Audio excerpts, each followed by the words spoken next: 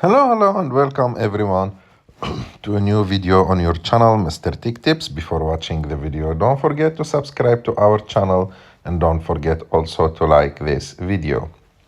In today's video, I will show you how to remove pin from your Netflix profile. So to do this, you have just to go to Netflix, open the Netflix app. After that, click on My Netflix. After that, click on your profile name and click on Manage Profiles.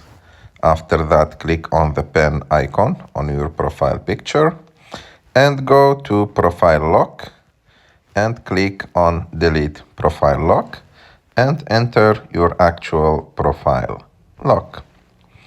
And after that, click on Yes. And like that, there is no more profile lock and no more 4-digit PIN on your Netflix profile. I hope that you like this video. If you like this video, don't forget to subscribe to our channel to like this video. See you in the next one.